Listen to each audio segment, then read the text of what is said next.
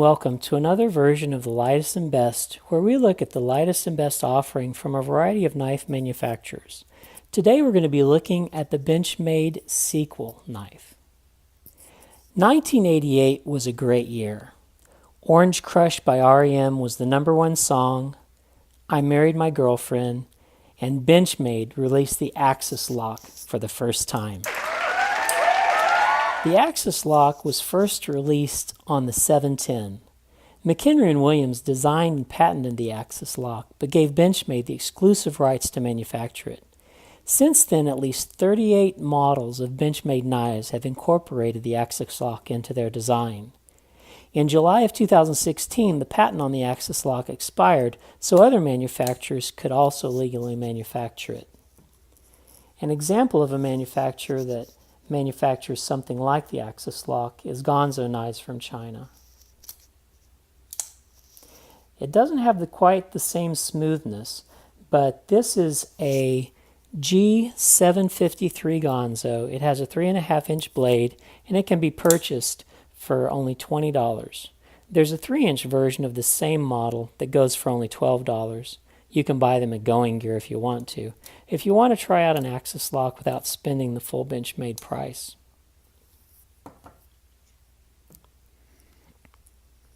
The 710 was a larger knife than the Sequel. It had a 3.9-inch blade, almost 4 inches, and had G10 scales. It was reduced inside with the 705. Both the 710 and the 75 had G10 scales. The 705 was criticized about being too thick and was replaced by the Sequel, which had thinner aluminum scales. The 707 Sequel has a modified drop point blade instead of the modified clip point blade on both the 710 and the 705. Sequel means something that takes place after or as a result of an earlier event, a follow-up, a continuation. Today the 710 and 705 are no longer in production, but they have a sequel, and it's called the Sequel. There are other versions of the 707 Sequel. This is the base version. It comes in 154 cm. It comes both in a satin blade and a blacked out blade, and both plain and combo blade with serrated edges partially. In SHOT Show Set 2017, they came out with the Sequel 1701. The scales have a sunburst pattern with blue anodization. It has an upgraded S30V steel as well. And Benchmade also made a 707-161 Gold Class knife. This Gold Class Sequel has titanium scales, an upgraded S90V steel, and copper niobium inlay from the Superconducting Super Collider project. All this goodness is going to cost you $1,020 when it was new. Now in the secondary market, it may cost you even more. I want to talk to you a little bit about the copper niobium inlays on the 707-161 Gold Class Sequel. I have before you here a gift that I gave one of my daughters for a present. It is part of the Superconducting Super Collider material. The copper-colored part is copper, and the gray-colored hexagonal areas are niobium. The Superconducting Super Collider was a 54-mile circular tunnel built for the purpose of accelerating subatomic particles and crashing them into each other. It was constructed near Waxahachie, Texas. The project initially was supposed to cost $4.4 billion. However, the Clinton administration in 1993 had some financial tight times, and they scrapped the project after only having spent $2 billion on it. And what do we as taxpayers have to show for this $2 billion investment? That's right, the Gold Class Sequel with copper niobium inlays. This little heart that I got my daughter, by the way, the copper niobium inlay, I'm sure cost less than $50 because the whole piece of jewelry cost less than $100. Is a titanium knife with S90V steel, some cool inlays worth over $1,000? Well, in capitalism, the value of an item is worth what the seller is willing to sell it for and what a buyer is willing to buy it for. And since they sold all the knives, they must have been priced appropriately. So was it price gouging or a brilliant business plan on the part of Benchmade? I'll let you guys decide. I'm just here to state the facts. The pricing on the base sequel is $140. It's still sold today. The price of the upgraded sequel with blue aluminum scales and the starburst pattern on the handle and the upgraded steel is $204. And the gold class with the upgraded steel, titanium handles, and the niobium copper inlays is $1,020. Let's talk a little about the specifications of the 707 sequel. I'll compare it with a very good-selling model of Benchmade, which is the Mini Griptilian. The blade on the sequel is a little longer at 2.95 inches. The Mini Griptilian has a 2.91 inch blade, and the handle of the Griptilian is a little longer. The handle of the sequel is a little shorter, so they're exactly the same length. The handle to blade ratio is better on the sequel.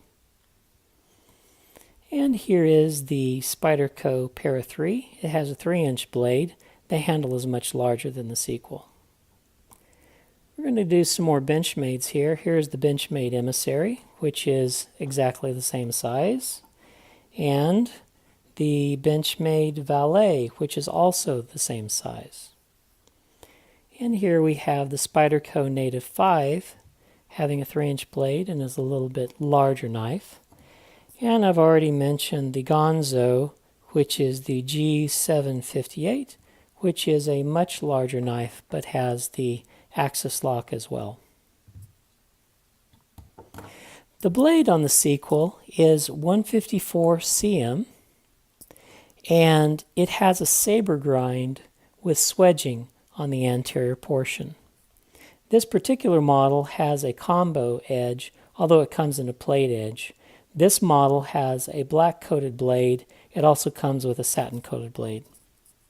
The method of deployment of the sequel is by thumb stud or just by the axis lock. You can flip it out very easily. The handle has black anodized aluminum with a G10 inlay, and that's present on both sides.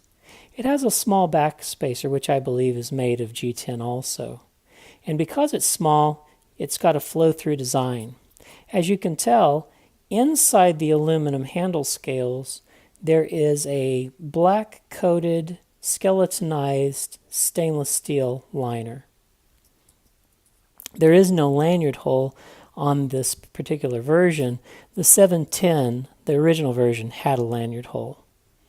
The lock is an axis lock, and therefore the pivot rides on phosphor bronze washers like all the axis locks do.